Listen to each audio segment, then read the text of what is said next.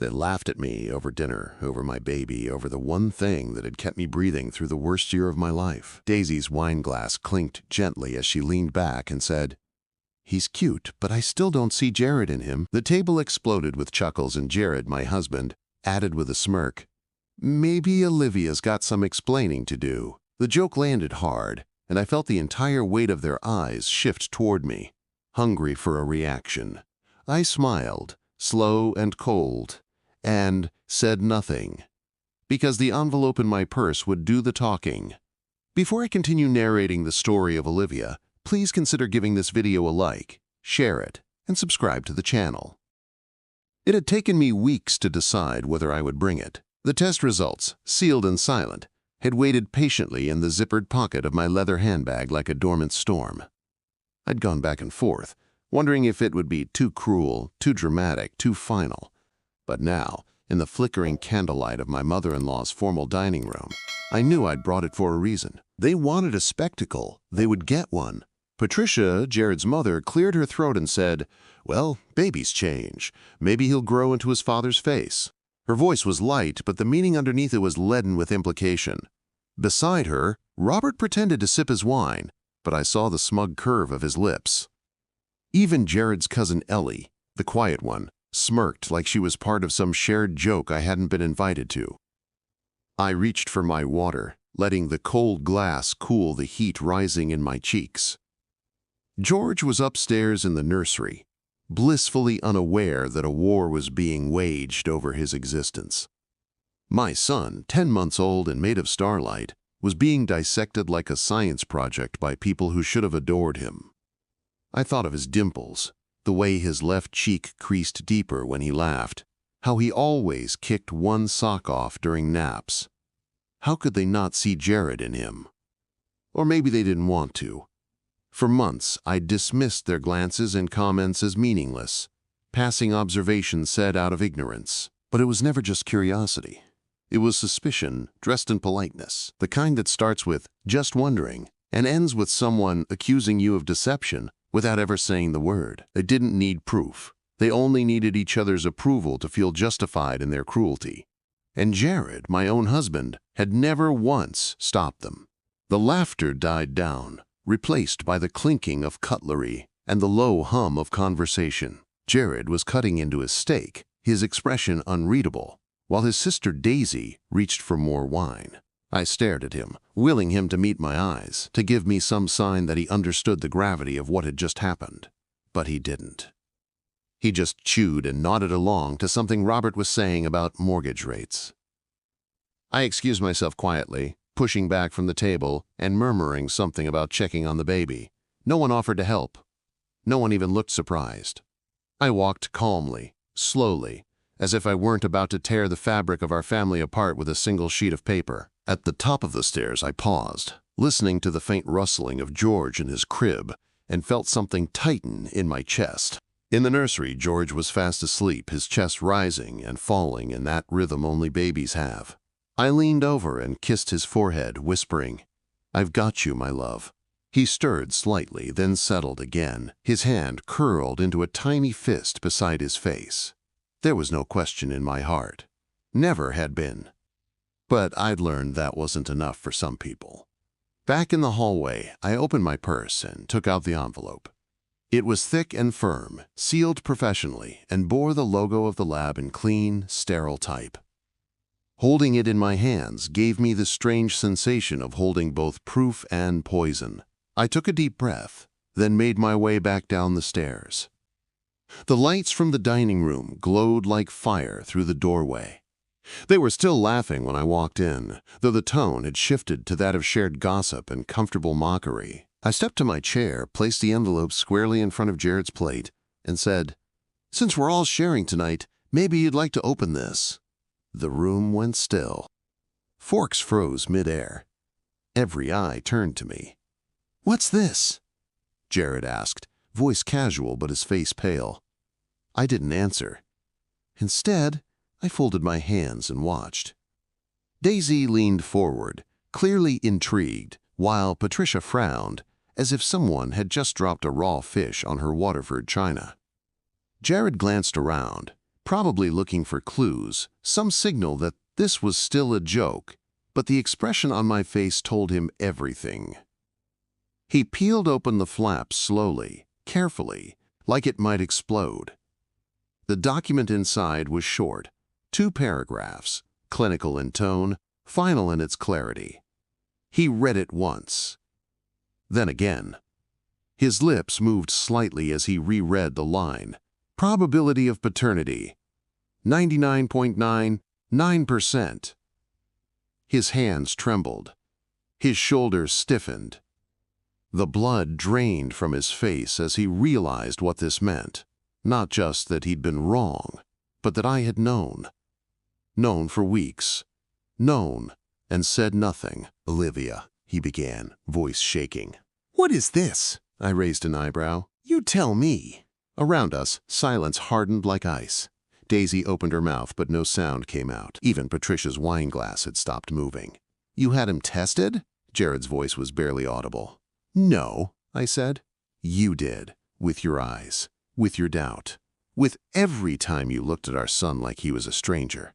My voice didn't shake. It rang with something stronger than anger. "You made a joke at our son's expense," I continued, standing now, my body rigid with fury. "You laughed. They laughed. And you let them. That's why I brought this." I looked around the table, meeting every pair of eyes in turn. "For months, I've smiled and kept quiet while you whispered and speculated. I've bitten my tongue until it bled. But tonight I choose silence no longer." My words sliced through the room like blades. George was still asleep, unaware that downstairs his mother had finally stopped being the family's favorite punching bag. Jared was staring at the paper like it was a death sentence. Patricia had gone sheet white. Robert was staring into his wine like he could drown in it. Daisy looked like she wanted to crawl under the table. I leaned forward, fingers pressed flat to the tablecloth. "You questioned my loyalty, my character, my son. You laughed because you thought I was too weak to fight back. Surprise!" The last word fell like a thunderclap. No one spoke. Jared looked at me like he didn't recognize the woman standing before him. That was fair. I didn't recognize her either. She wasn't the Olivia who apologized when someone else bumped into her, or who laughed nervously to smooth over awkward silences. She wasn't the Olivia who had tried so hard to be liked by people who saw her as disposable. She was someone sharper now, someone forged by months of betrayal and deliberate cruelty. "I never said I didn't believe he was mine," Jared mumbled, the paper limp in his hand. "You didn't have to," I replied. Your silence said it louder than words ever could. Patricia finally moved, setting her wine glass down with a soft clink. "Maybe we should all take a breath," she said, like she was addressing a board meeting rather than her daughter-in-law exposing her son's cowardice. "No, Patricia," I said, fixing my eyes on hers. "You don't get to mediate this." Her mouth snapped shut, her fingers twitching at the table's edge. I had always called her Mom because she asked me to, but it had never felt natural. She wanted the title without the responsibility, affection without accountability. I could see now how deep that hollowness ran. "You've all judged me since the day Jared brought me home," I continued, my voice low but clear. "You decided I wasn't good enough, wasn't polished enough, didn't come from the right kind of family." Robert stirred in his chair but said nothing. "You whispered about my job, about how I dressed, about how fast we got pregnant. But what you never understood is that I didn't come here to fit into your mold. I came here because I loved him," I said, looking directly at Jared, "and because I thought love meant loyalty." Jared finally set the paper down, pushing it away like it might catch fire. "Liv, I didn't mean," he began. "Yes, you did," I interrupted, my tone final. "You meant every doubt, every pause, every time you looked at George and said nothing." "Why would you even do this?" Daisy blurted, her voice high-pitched and brittle. "Why would you go to all this trouble just to embarrass Jared?" I turned slowly toward her, as if remembering she existed for the first time that night. "Because unlike you, I don't throw accusations I can't prove," I said. "And because some truths deserve to be public." Daisy's face flushed, her jaw tightening like she was biting back a retort. I didn't give her the chance. You wanted drama? You got it. You wanted to question my motherhood, my fidelity, my place at this table? I leaned forward slightly. Congratulations. You've all made it abundantly clear where I stand. No one spoke. Even Maria, still hovering by the kitchen entrance, didn't move. The chandelier above us cast golden light over the silence like it was trying to pretend nothing had changed. But everything had. This was the moment they would remember for the rest of their lives.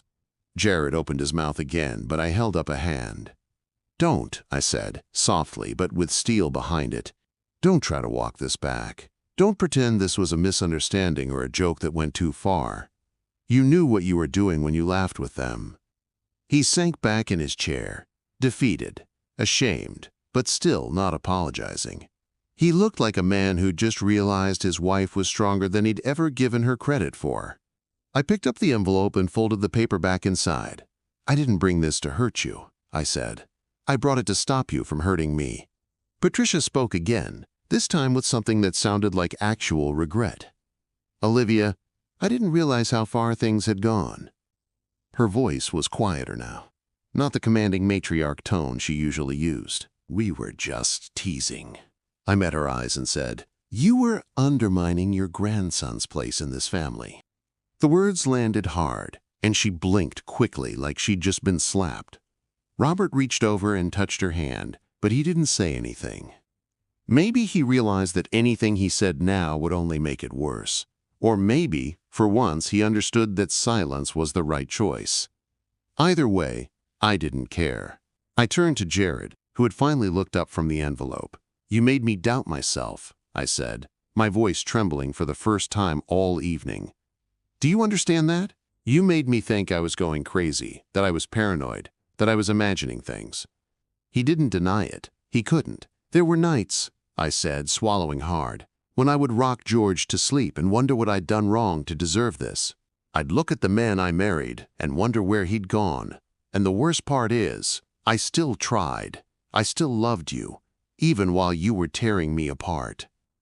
Tears welled in Jared's eyes, and I could see the cracks forming in his carefully built facade. He looked at George's empty high chair and then at the baby monitor, as if hearing our son's soft breaths could ground him in the truth.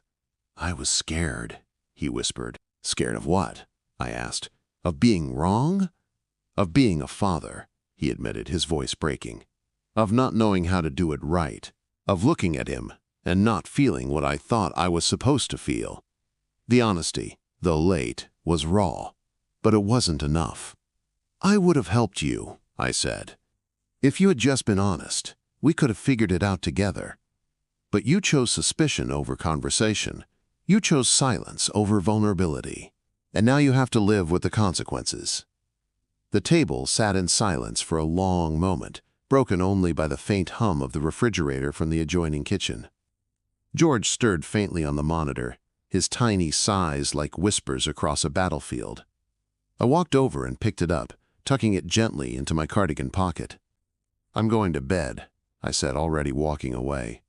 If anyone needs anything else from me, I suggest you ask yourselves whether you deserve it. I climbed the stairs with the baby monitor pressed to my chest like a shield. Each step felt heavier than the last, not from exhaustion, but from the sheer emotional weight I had carried all evening. At the top, I paused and turned toward the guest bedroom, not our master suite. I needed distance, from him, from them, from everything tied to that betrayal.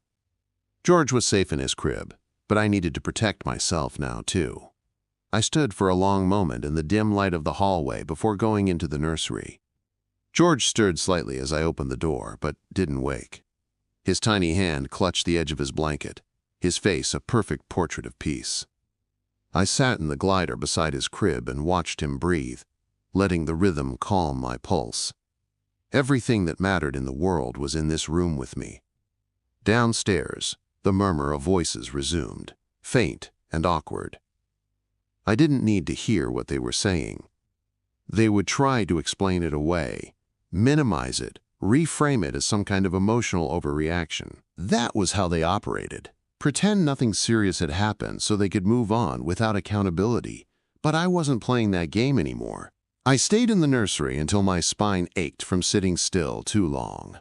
George turned once in his sleep, mumbling nonsense and curling back into a ball. I placed a kiss on his forehead and tiptoed out, leaving the door ajar. The guest room down the hall had fresh sheets, a firm mattress, and no memories of Jared. That was enough for tonight. The lock clicked gently behind me, a small but symbolic gesture. I didn't expect Jared to come knocking. If he did, I wouldn't answer. He'd already said too much and not nearly enough. Some words can't be unsaid, and some silences scream louder than apologies. Morning sunlight streamed through the half-closed blinds, painting gold slats across the hardwood floor. I hadn't slept much, but I didn't feel tired. It was strange how clarity could feel like caffeine, shocking the system awake. Downstairs, I could hear someone in the kitchen, probably Maria cleaning up after the storm. I didn't rush to join them. I showered slowly, deliberately, letting the hot water run over my scalp like it could scrub away the remnants of the night. My reflection in the mirror looked sharper somehow, like the woman staring back had survived something and come out stronger. I dressed in jeans and a soft blue sweater, nothing fancy but exactly who I was. No performance. No costume for the approval of people who'd never earned my respect. George giggled when I lifted him from the crib, his arms outstretched, cheeks rosy from sleep. I kissed him a dozen times before taking him downstairs, savoring the weight of his little body against mine. His joy was unfiltered, his trust absolute. It reminded me of who I was doing this for, not just for me, but for him. Patricia and Robert were seated at the breakfast table, both looking like they hadn't slept either. Maria handed me a mug of coffee without a word, her expression unreadable but kind. Jared was nowhere in sight. That was just as well. I wasn't ready to see him yet. "Morning," I said evenly, settling George into his high chair. "Morning, dear," Patricia replied, her voice careful, thinly layered with guilt.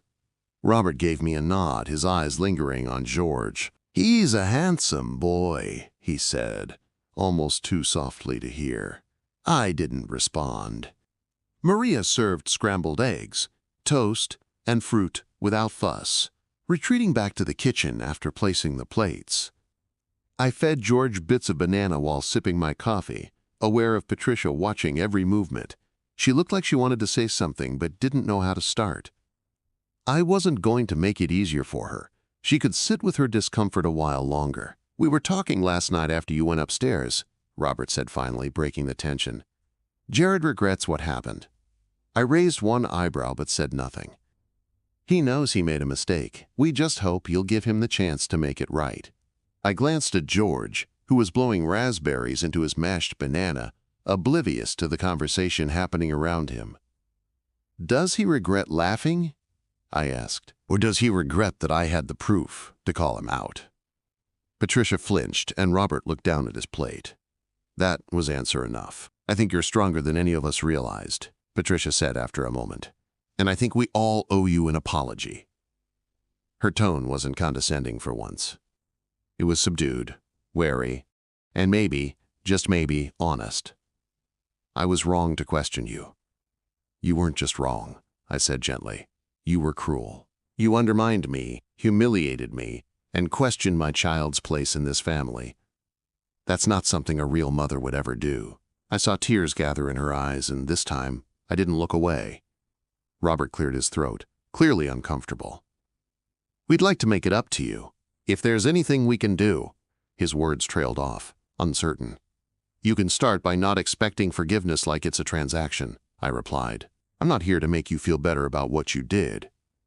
They both fell silent, and I focused instead on George, wiping his sticky hands and kissing his forehead. His laugh was the only sound in the room that didn't feel forced. He would never know how much armor his tiny giggles had given me. He would never know how close I'd come to losing myself entirely. Later that afternoon, Jared returned from wherever he'd spent the night. He looked haggard, shirt wrinkled, eyes red, hair unkempt.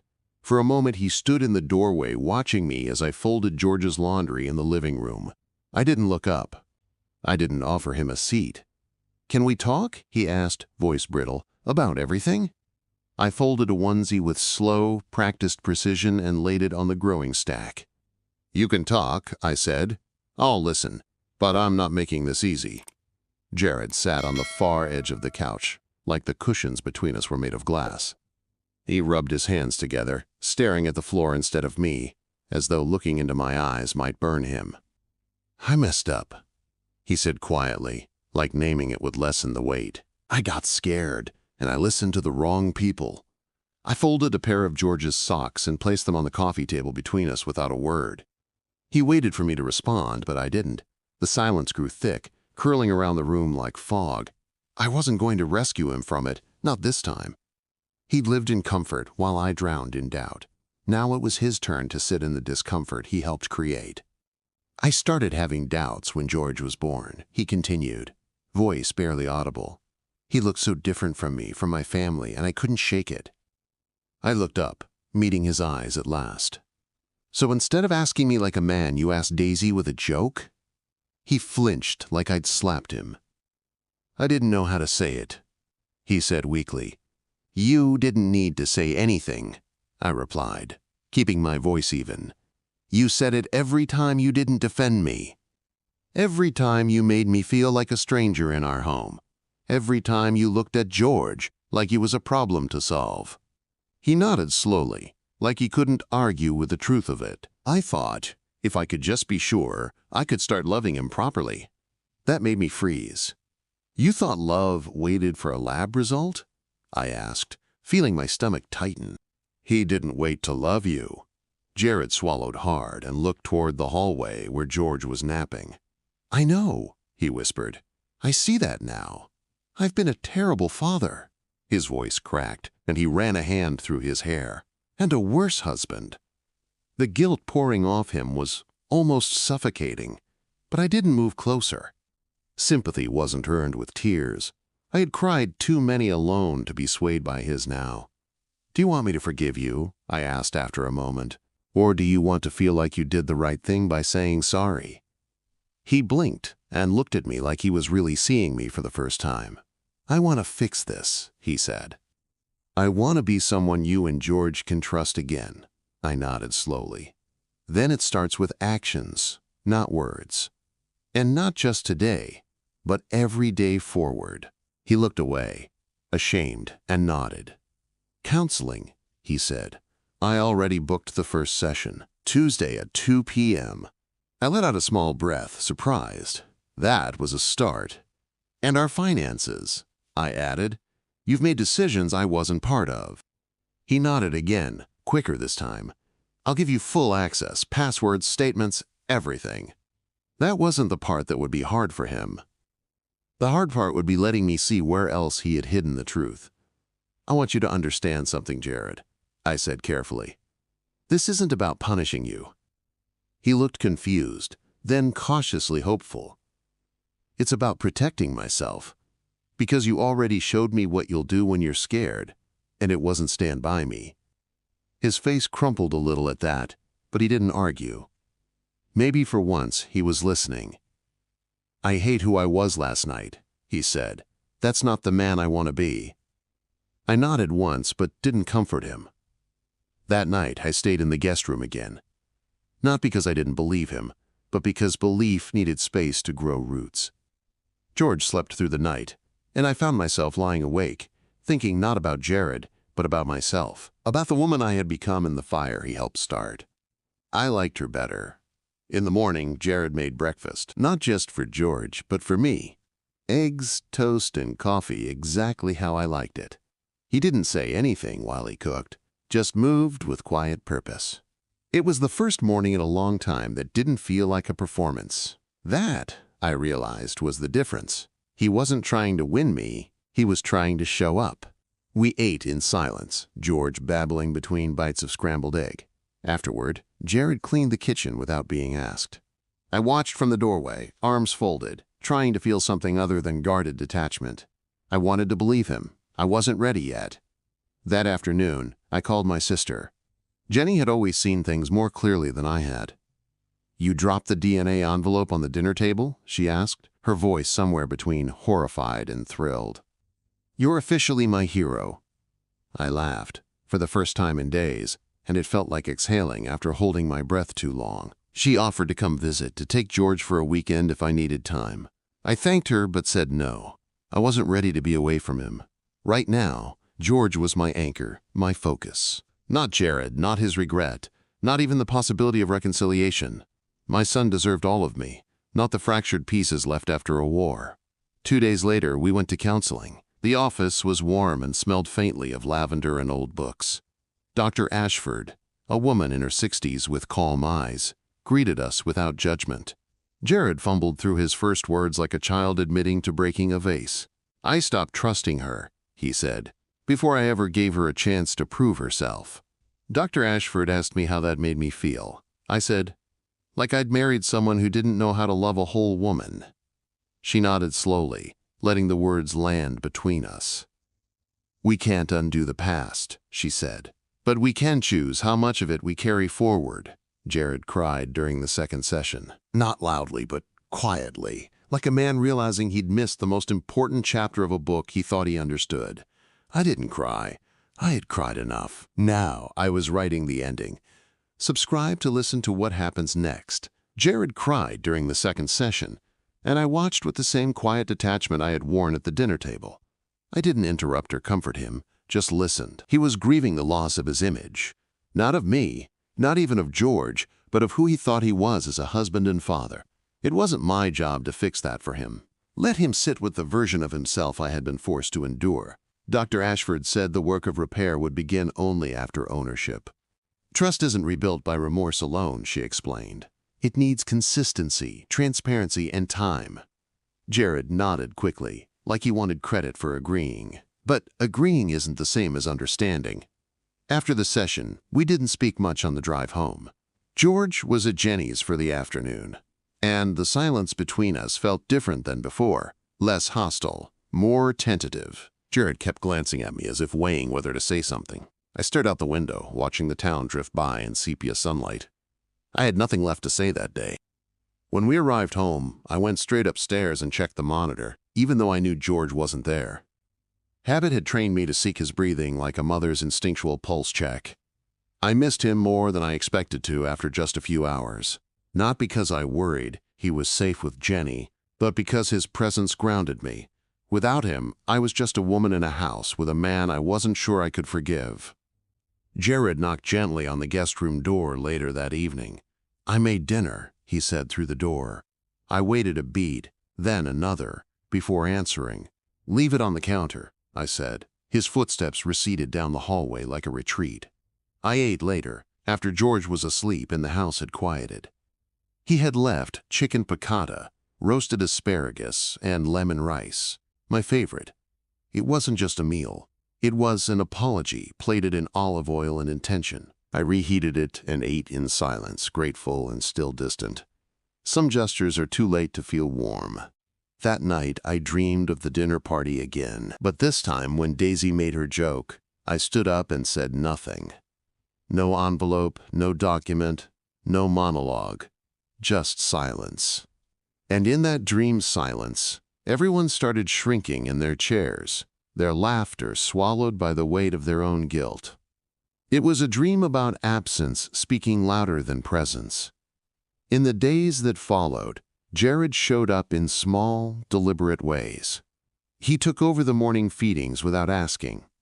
He started folding laundry, not just his, but mine and George's too. He added me as a joint user on every bank account. No questions, no speeches.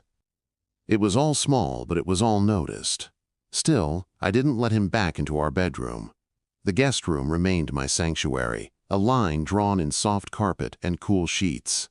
I needed that boundary to feel the difference between performance and persistence. Jared didn't push. He didn't even ask. And in some strange way, that made me begin to believe this change might be real. One afternoon, while George napped, I sat on the back porch with Maria. She had stayed quiet through the storm, but never distant. Now, she sat beside me with a glass of iced tea and looked out at the garden I'd spent months curating. "You were brave that night," she said softly. "A lot of women wouldn't have stood up the way you did." I didn't answer immediately. The compliment felt like a weight I didn't quite know how to carry. "It didn't feel brave," I said. "It felt like breaking." Maria nodded like she understood more than I'd said. "Sometimes breaking is where the strength shows up," she replied, "because you chose where to fall." I looked at her, wondering if she was speaking from experience. Maria rarely spoke about her life outside our home, but now I realized how much I had assumed she didn't have one. She had been watching this family longer than I had. "Thank you," I said, and it felt deeper than those 2 words had ever felt before. She patted my hand once and went back inside, leaving me with the fading light and the sound of distant birds. I sipped my tea and tried to imagine a future that felt less conditional. Could we be happy again, or just functional? 3 more counseling sessions passed before I let Jared take my hand in public again. We were walking with George through the park, a blanket slung over Jared's shoulder and a basket in my hand. George giggled from the stroller, pointing at ducks like he'd never seen anything funnier. Jared reached for me, hesitant, gentle, and I let him. The touch was tentative but real, and I didn't pull away. Not because I had decided to forgive him, but because I wanted to know what it felt like to try. Trying wasn't the same as forgetting. It wasn't even the same as accepting. It was simply choosing not to end the story yet. That night, I moved back into our bedroom. The sheets felt different. Familiar but foreign, like walking into a house you once lived in. Jared didn't say anything, just opened the covers on his side and waited. George was asleep in the next room, his soft breaths, once again the rhythm of our nights. I turned off the lamp without speaking. We lay in the dark for a long time, breathing separately but together. Eventually I whispered, "Don't make me regret this." "I won't," he whispered back. "Not again." And though I didn't fully believe him, I wanted to. Wanting was a start. Waking up next to Jared felt strange at first, like putting on a coat I hadn't worn in months. Familiar in shape, but unfamiliar in warmth. He didn't touch me, didn't reach over in his sleep, and I was grateful for the space. The silence between us wasn't uncomfortable. It was respectful. For the first time in a long time, it felt earned. George babbled over breakfast the next morning, delighting in throwing bits of pancake onto the floor. Jared cleaned up without being asked, crouching beside the high chair with a smile that didn't feel rehearsed. I watched him from across the table, trying to reconcile this man with the one who had once doubted everything I'd built with him. Maybe people didn't change overnight, but maybe they evolved in slow, steady shifts. I wasn't forgiving yet, but I was observing. The real test came when we visited Patricia and Robert's house for Sunday lunch. It had been 3 weeks since the envelope shattered the family's illusions, and I could feel the tension vibrating under my skin. I dressed simply. No makeup, no heels, no armor. If they wanted to see the real me, they could meet her fully present. Jared held George's carrier in one hand and my free hand in the other. Patricia answered the door with a tight smile and eyes that darted nervously to George. "So glad you could make it," she said, her voice unusually measured. Robert followed behind with a firm nod that felt more like obligation than welcome. We stepped inside, and the air felt thick with unspoken memories. George squealed, reaching for Patricia, and she hesitated a moment before taking him. I watched her carefully, noting the way her hands trembled, just slightly. She held George as if he were glass, and then kissed his forehead with something between penance and performance. "You've gotten so big," she murmured, though she'd seen him less than a month ago. I didn't say anything. Some things were better left without commentary. Lunch was quiet, the clinking of silverware louder than conversation.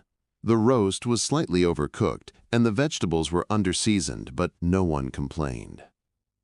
Jared made small talk about work, and Robert asked about George's sleep schedule. I answered in short, polite sentences, never volunteering more than was required. It felt like walking through a museum of relationships that used to be alive. Midway through dessert, Patricia cleared her throat. "I've spoken with Daisy," she said cautiously, and I stiffened. Jared's fork paused halfway to his mouth. "She's embarrassed," Patricia continued.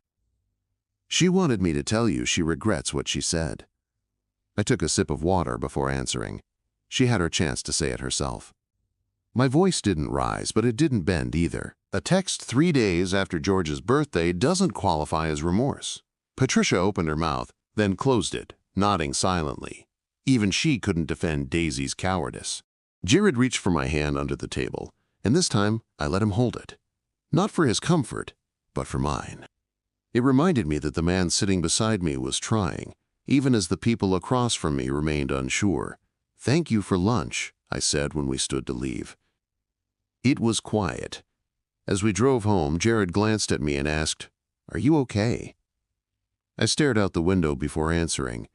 That wasn't an apology. It was a reroute. He didn't argue.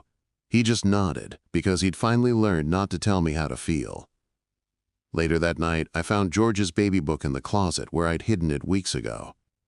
I hadn't added a new photo or milestone since the night Jared flinched at the thought of documenting our family. Now I sat on the floor of our bedroom, pasting a picture of George with cake on his nose. His joy was contagious, even in still form. I labeled it carefully, "First birthday," finally celebrated as he deserved. Jared walked in and stopped when he saw what I was doing. "That's a great one," he said softly, pointing at the photo. "You got the exact moment his hands squished into the frosting." I nodded, not looking up. It was a moment worth saving. He sat beside me, silent for a while, then whispered, "I wish I'd been better for that." I finally looked at him. "You were there," I said. "But being present isn't the same as being with us." His eyes closed slowly, and he nodded. George started crawling faster that week, turning corners like a toddler with somewhere urgent to be. Jared chased him through the hallway one afternoon, laughing breathlessly as George squealed in delight. I watched from the kitchen, arms crossed, feeling something loosen in my chest. This was what it should have been like from the beginning. Not suspicion, just love. One evening, after George had gone to sleep, Jared handed me a folder. "I want you to read this," he said. "It's everything. Bank accounts, investments, the trust we started before George was born, passwords, transactions, even the estimate I got for a paternity test last year." I blinked, surprised, but took the folder with steady hands. "You looked into testing that early?" I asked, "before I ever brought it up?"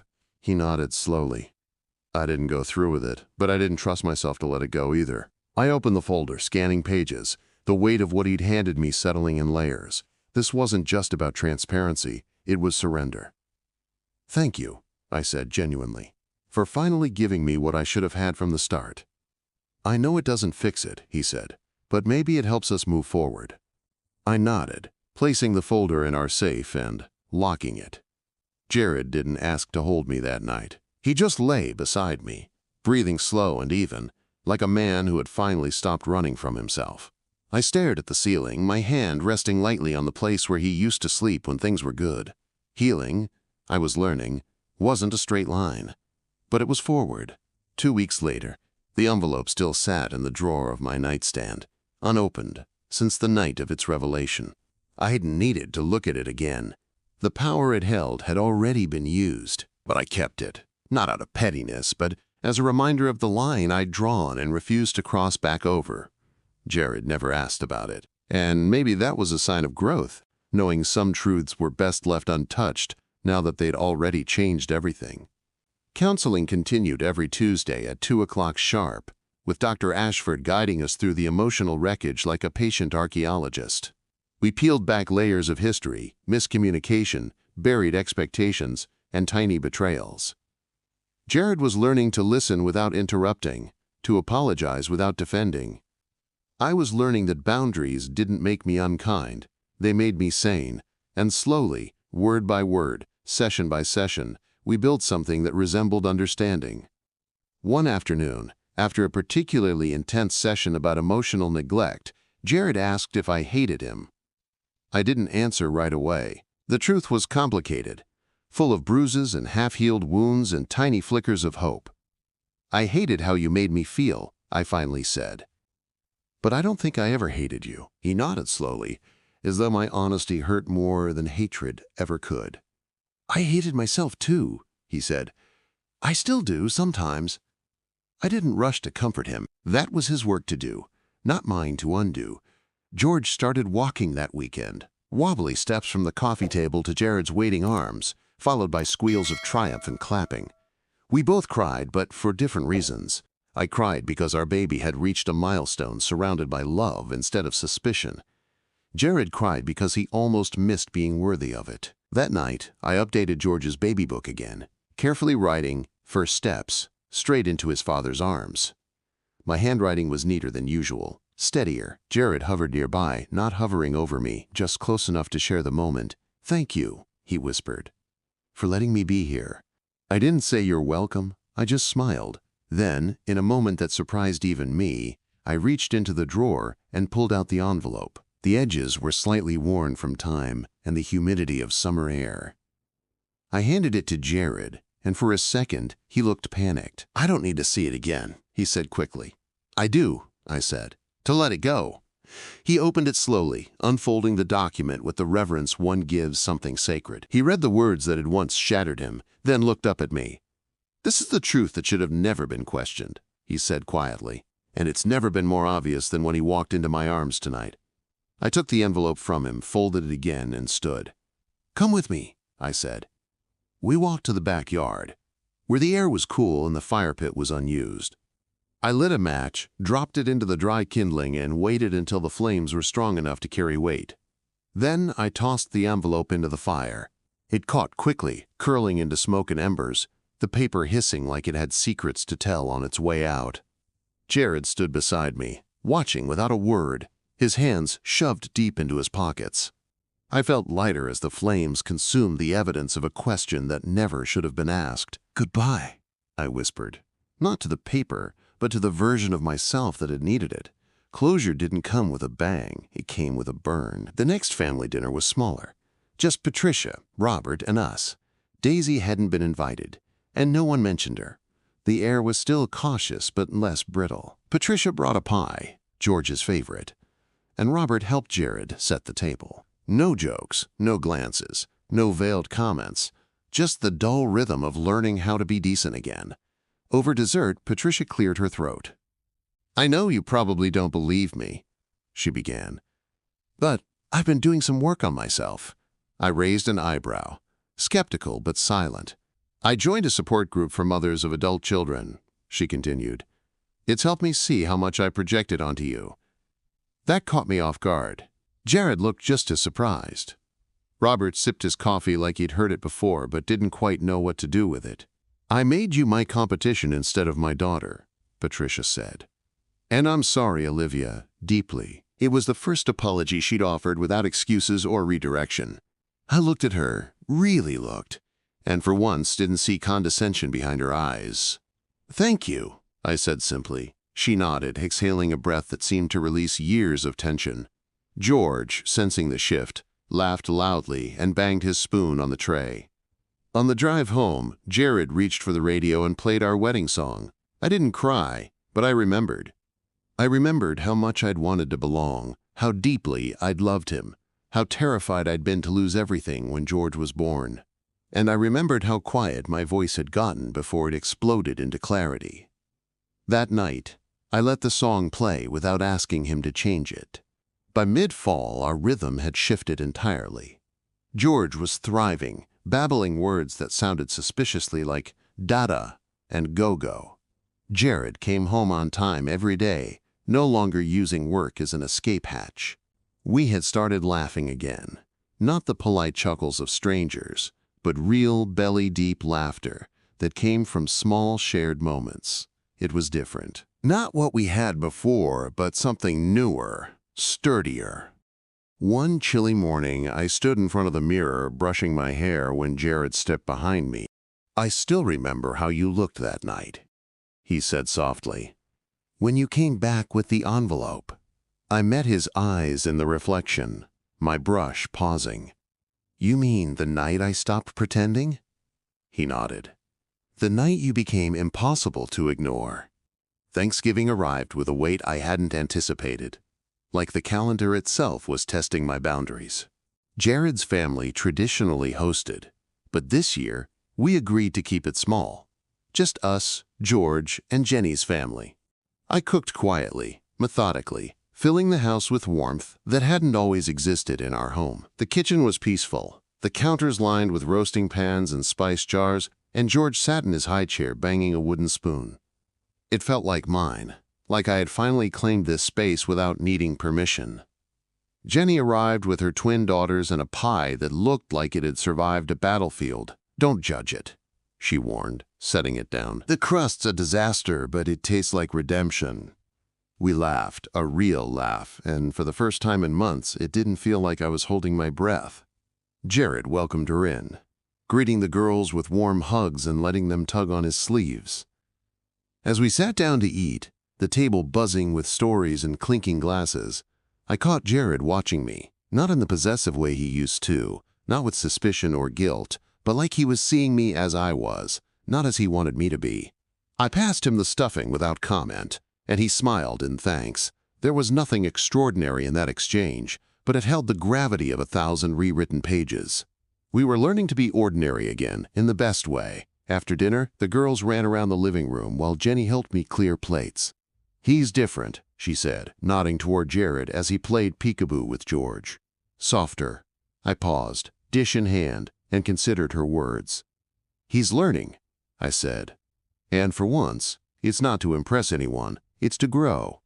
Jenny dried her hands and leaned against the counter. "Do you think it'll last?" she asked. I turned to watch Jared again, his hair disheveled, a smear of mashed potatoes on his sleeve. "I don't know," I admitted, "but I'm not betting on potential anymore. I'm watching for patterns." Later that night, after everyone left and George was asleep, we stood on the back porch with mugs of tea. The air was cold and crisp, our breath fogging between words. Jared reached for my hand and didn't flinch when I hesitated. "This was the first Thanksgiving that felt like home," he said, "because you stopped trying to make it one for everyone else." I smiled faintly, nodding. I stopped setting places for people who never brought anything but appetite.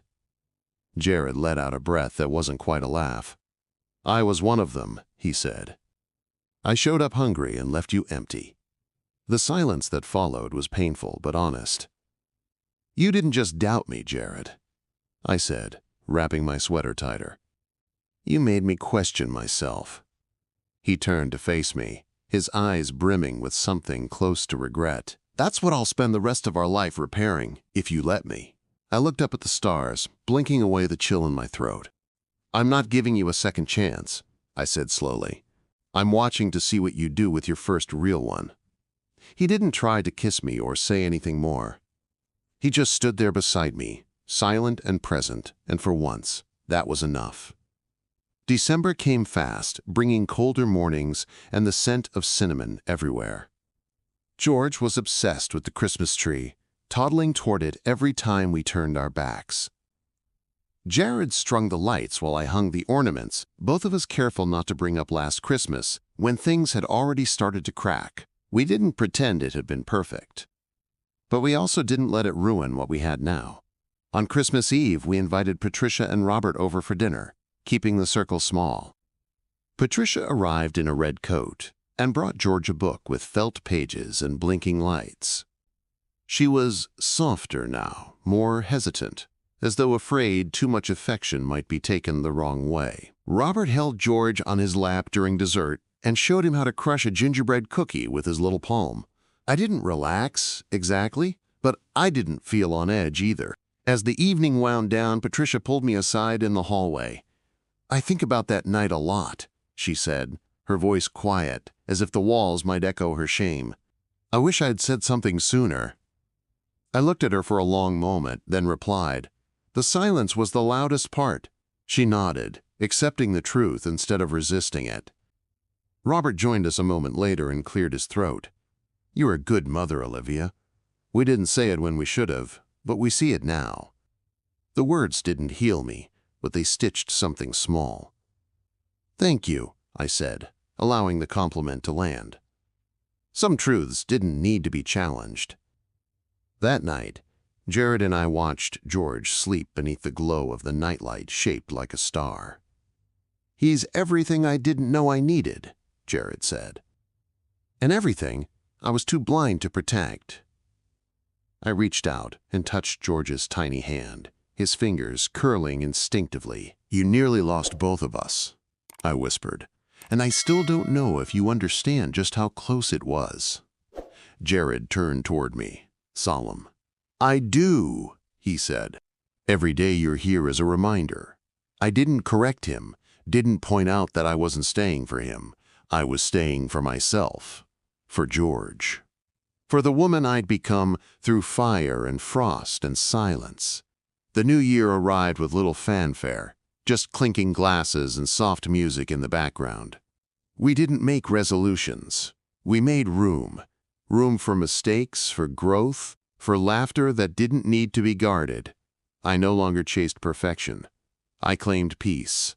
The first weekend of January, I took George to the library for toddler story time, something I used to do alone but now invited Jared to join. He hesitated, maybe expecting me to prefer the distance, but I nodded when he asked if he should come. George ran ahead between the shelves, squealing when he spotted the circle of beanbags and the stuffed giraffe he always insisted on hugging first. Jared sat beside me, knees bent awkwardly, still not quite comfortable in this world of juice-stained board books and lullaby rhymes. But he was there, not just physically, but fully. After story time, we walked through the snow-covered park next to the library, George bundled like a marshmallow in his stroller. "I was scared of looking like I didn't belong in your world," Jared admitted suddenly. "The books, the routine, the way you just knew how to be a parent." I turned toward him, surprised by the confession. "You didn't have to know everything," I said. "You just had to show up." He nodded, his breath fogging in the cold air. "That's what I'm learning," he said. "It's not about grand gestures. It's about consistency." George kicked his boots against the footrest, singing something that only made sense to him. I smiled, warmed more by the moment than the scarf around my neck. At home, I found myself reaching for Jared's hand more often. Not always consciously, not always with emotion behind it, but because the trust was starting to root itself again. He didn't squeeze too hard or read too much into it. He just held it like a man grateful to be allowed to. And some nights, I no longer pulled away when he brushed against me in sleep. One Friday, I came home from work to find the house clean, dinner cooking, and George dancing in the living room while Jared played music from his phone. "You okay?" I asked, setting down my bag. Jared looked up, cheeks flushed. "I just wanted to do something right without being asked." It was a small moment, but it made my eyes sting. Later that evening, we danced in the kitchen, George between us, his hands grabbing for both our legs. Jared twirled me once, playfully, and I laughed, the sound surprising even me. The music faded out, but we kept swaying, even after George waddled off toward the pantry. "I miss us," Jared said quietly, forehead resting against mine. "But I don't want to go back. I want to move forward with who we are now." I pulled away gently and nodded. "Then don't romanticize the past," I said. "We weren't who we thought we were." He looked down, ashamed, but nodded again. Growth wasn't linear, but honesty made it easier to track. The following weekend, Rebecca invited us to her daughter's birthday party, a gesture that surprised me. She hadn't reached out since the dinner, and while she hadn't been the worst offender, she'd certainly joined in the chorus of polite cruelty. I debated whether to go, but in the end, decided to show up for George. He deserved to be part of family things without carrying the weight of their mistakes. Jared let me decide, and that alone showed how far we'd come. Rebecca greeted us at the door like nothing had ever happened, but her eyes lingered, just a second longer on George. Her husband offered us drinks, and we settled into the living room, surrounded by children tearing into gift bags and frosting-smeared cupcakes. No one brought up the envelope, the dinner, or the scandal that had nearly unraveled everything, but I noticed the way they watched Jared differently now. Carefully, like they no longer fully trusted him either. Actions had consequences, even when wrapped in cake and decorations. At one point, Rebecca pulled me aside into the hallway. "I wanted to say something last time, but it didn't feel like my place." I met her eyes, waiting. You didn't deserve what happened at that dinner, and I was a coward for laughing instead of stopping it." I nodded once, not offering comfort, but accepting the admission. "I've replayed that night more times than I can count," she added, her voice low.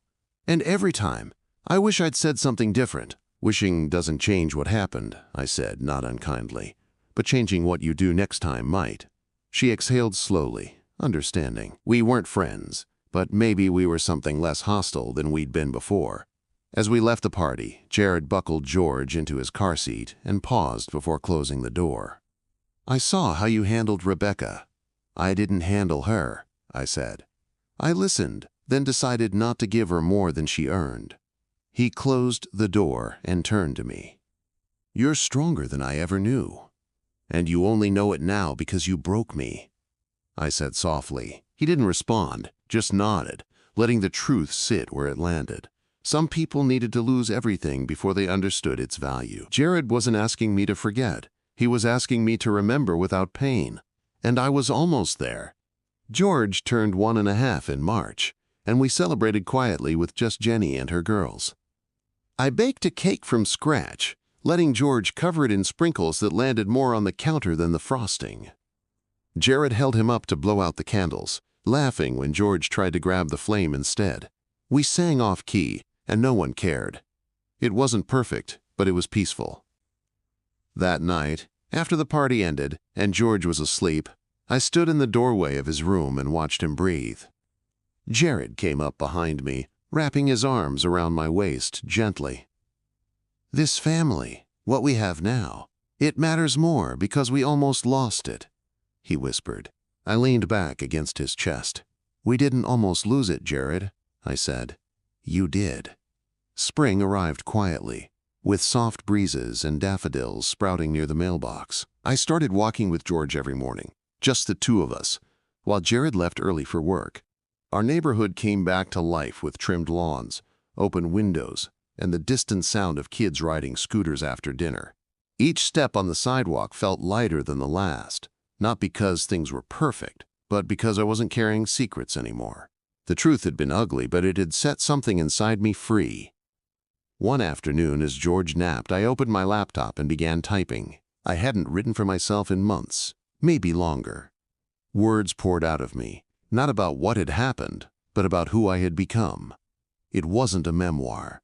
It was a reclamation. For the first time, I was telling a story that didn't ask for permission or forgiveness.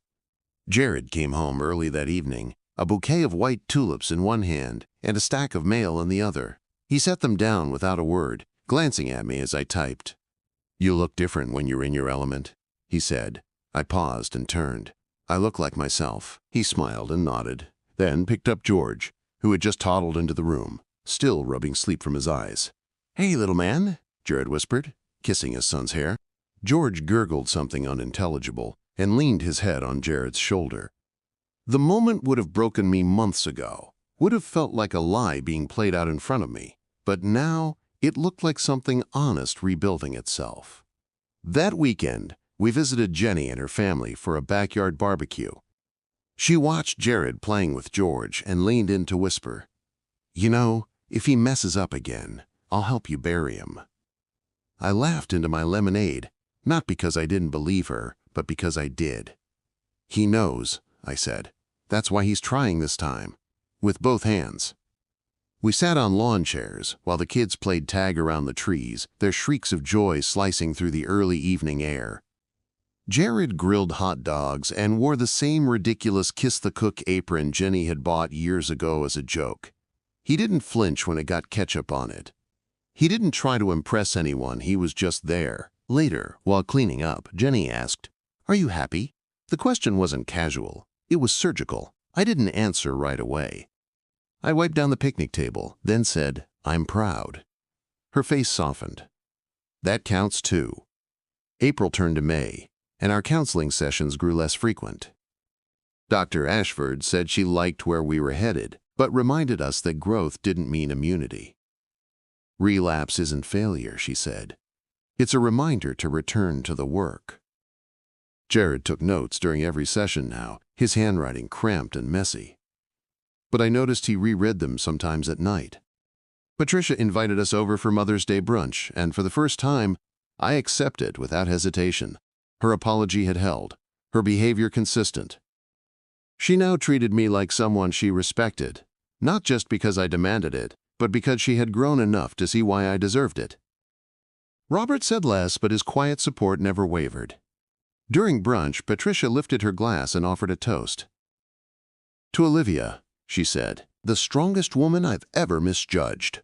The table fell silent for a beat, then glasses clinked softly. I didn't blush or dismiss it, I just nodded and said, "Thank you. I accept that." Daisy was not mentioned, not by name, not by implication. Her absence had become a kind of peace offering in itself. Jared never spoke of her either, and I didn't ask if they talked. Some bridges weren't meant to be rebuilt. In June, Jared planned a weekend away, a small cottage near the lake, nothing fancy, but ours for 2 nights. George stayed with Jenny, and it was the first time I'd left him overnight. Jared packed my favorite wine, remembered the soft blanket I used for reading, and made a playlist that included songs from before things fell apart. "You don't have to forgive me for everything," he said as we sat by the water. "Just believe I'm not the same man who made you need to be that strong." I stared at the lake for a long time, the surface still and perfect in the golden hour light. "You thought I was strong because you saw me survive you," I said. "But real strength would have been never making me need it in the first place." Jared nodded slowly, the hurt visible but accepted. "I know, and I'm sorry I only learned that by losing your trust." We didn't touch hands, but we sat side by side for hours. On the second night, I stood barefoot on the porch, holding a mug of tea. Jared came up behind me but didn't speak. "I'm scared," I said, "that all this stability is temporary." He leaned against the railing, not too close. "Then let's keep earning it one day at a time." When we returned home, George ran into my arms, giggling with his whole chest. Jared knelt beside us, wrapping both arms around the two of us like a circle he didn't take for granted. I didn't flinch. I didn't brace for the weight. It felt okay. July brought George's 2nd birthday, and this time I let Jared plan it. He sent invites, baked the cake himself, even remembered to pick up the blue helium balloons George had pointed at in the store. Patricia and Robert helped set up. Jenny brought extra chairs, and Rebecca arrived quietly with a gift and no expectations. No one joked, no one questioned, no one dared. After we sang, Jared lifted George in one arm and raised his glass with the other.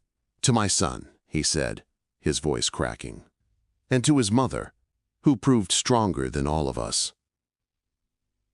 There was no applause. Just a silence so full, it felt like reverence. And I let it happen. That night, after the last balloon deflated and George finally slept, I sat on the floor of his room in the dark. Jared sat beside me, our knees touching, our hands resting separately. "You saved me," he said. "Not from them, from myself." I turned toward him and answered, "Then let's make sure we're someone worth saving." Thank you for listening to Olivia's story. If you're yet to subscribe, please consider doing so before watching another story on the channel.